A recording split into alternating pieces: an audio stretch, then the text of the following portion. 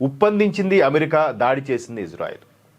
America Israel ఎందుకంటే ఇజ్రాయెల్కి సంబంధించిన juice సంతకు చెందిన వాళ్ళు చాలామంది అమెరికాలో బాగా పెద్ద పెద్ద బిజినెస్ బిలియనీర్లుగా ఎంటర్ప్రీనర్లుగా ఉన్నారు.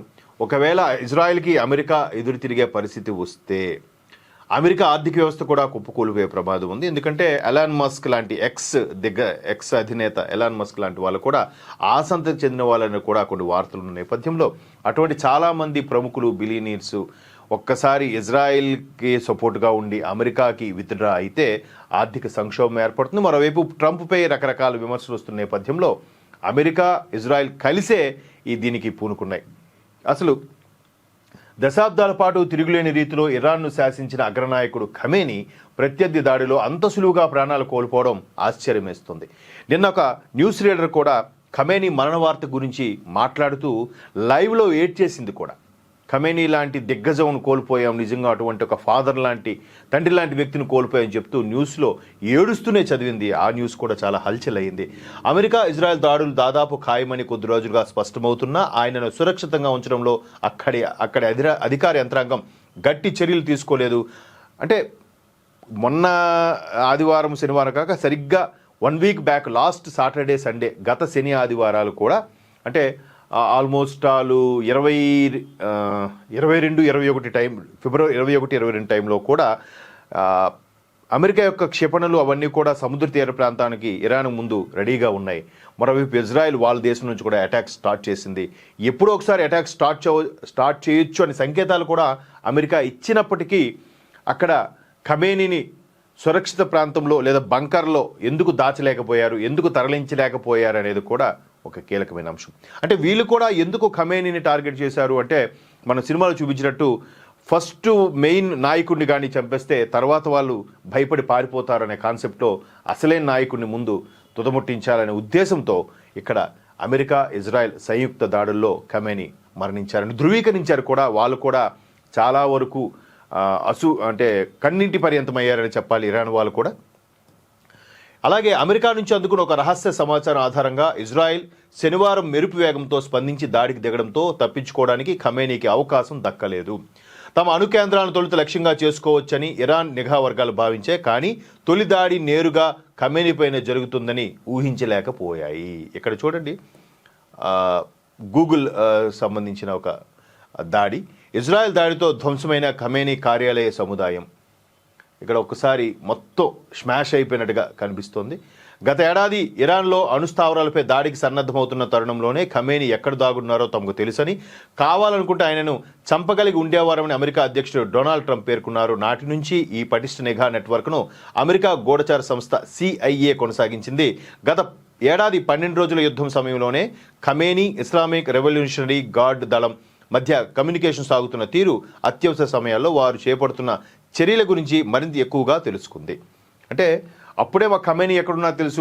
గత సంవత్సరం ఇరాన్ మీద అమెరికా జరిపిన దాడులకు సంబంధించి, అలాగే గాజాపై హమాస్పై ఇజ్రాయెల్ దాడులు చేసినప్పుడు కూడా వాళ్ళకి హమాస్కి ఇరాన్ సుప్రీం కమాండర్ మద్దతుగా మాట్లాడటము, అప్పుడు కూడా ఇజ్రాయెల్ ఖమేనీని ఎలాగైనా పట్టుకొని తీరుతాం లేదా మట్టు పెడతామని కూడా కామెంట్స్ చేశారు. అమెరికా కూడా ఆ 12 రోజులు జరిపే యుద్ధంలో కూడా చాలా వరకు ఖమేనీని కావాలంటే చంపగలం, మీకు హెచ్చరిక మాత్రమే, జాగ్రత్తగా ఉండండి అని చెప్పడం.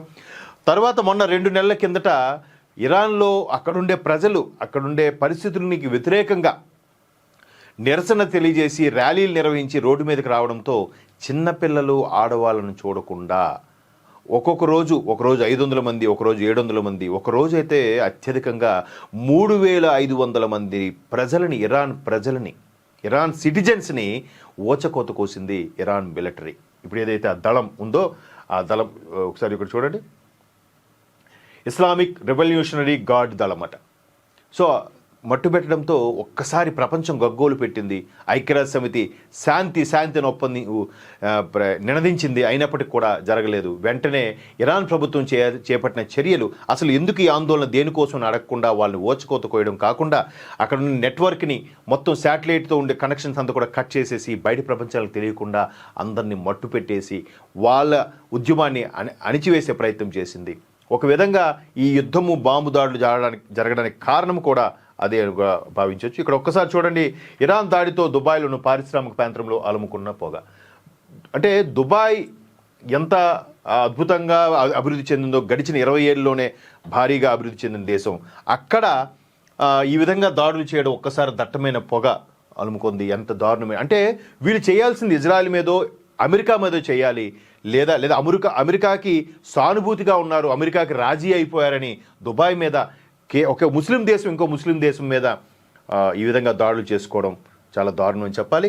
అలాగే ఇక్కడ ఇంకోటి కూడా చూడొచ్చు మనం, మన దుబాయ్కి సంబంధించి తెలుగు హీరో మన మంచు విష్ణు గారు కూడా కుటుంబంతో అక్కడికి వెళ్ళిన సందర్భంగా ఆయన నివాసం ఉంటున్న ఇంటికి అతి సమీపంలోనే సుమారుగా ఒక 4-5 కిలోమీటర్ డిస్టెన్స్లో ఒక రాకెట్ పడడం కూడా ఆయన వీడియో ద్వారా చూపించి అక్కడ పిల్లలు కుటుంబం భయభ్రాంతులు లోనవుతున్నారనే విషయం కూడా ప్రస్తావించడం జరిగింది. సో మొత్తం మీద భారత్ అత్యంత శ్రేయస్కరమైన ప్రదేశంగా కూడా ప్రస్తుతానికి అభివర్ణిస్తున్నారు. ఇరాన్లో ప్రతి శుక్రవారం సెలవు దినం. అయితే ఖమేనీ ప్రతివారం ప్రారంభం రోజున తన అధికారిక నివాసంలో కీలక ప్రభుత్వ పెద్దలు, సైనిక ఉన్నతాధికారులతో సమీక్ష సమావేశాలు నిర్వహించారు. ఖమేనీ అధికారిక నివాసానికి ఎప్పుడెప్పుడు వస్తారు, బంకర్లోకి ఎప్పుడెప్పుడు వెళ్తారు అనే దానిపై సిఐఏ సమాచారాన్ని సేకరించింది. ఫిబ్రవరి 28 అంటే శనివారం టెహ్రాన్ నగర నడిబొడ్డులోని ఒక ప్రభుత్వ ప్రాంగణంలో ఇరాన్ అత్యున్నత స్థాయి అధికారులు సమావేశమవుతున్నట్లు గుర్తించింది. ఖమేనీ కూడా వస్తున్నట్లు తెలుసుకుంది. ఇది ఆ యొక్క హోటల్ వద్ద చెలరేగడం. అంటే ఈ మొత్తానికి ఈ విధంగా దాడి చేశారని కూడా చాలా కీలకమైన వార్తలు ఉన్నాయి. మొత్తానికి ఇరాన్ సానుభూతి పరులు, అలాగే ఇస్లామిక్ ఏదైతే రెవల్యూషనరీ సంస్థ ఉందో ఒక్కసారిగా మోగబోయింది. ఖమేనీకి సంబంధించి ఇంకా పశ్చిమాసియా అంతా కూడా యుద్ధ ఛాయలు అలముకున్నాయి. ఇది ఎప్పుడు శాంతిస్తుందో, ఎలా ఉంటుందో తెలియదు. ఇజ్రాయెల్ కూడా భీకర దాడులకి సిద్ధపడింది. ఇజ్రాయెల్ చుట్టూ ఉండే ముస్లిం దేశాలన్నిటికి కూడా తను హెచ్చరికలు జారీ చేస్తూ యుద్ధానికి కూడా సై అంటుంది. మేబీ అమెరికా సపోర్ట్ కావచ్చు, మిగతా యూరోపియన్ కంట్రీస్ కూడా ఇజ్రాయెల్కి సపోర్ట్ ఉంటే ఉండొచ్చు. సో ఇది ఒక వార్త ప్రధానంగా అలచల్ అవుతుంది.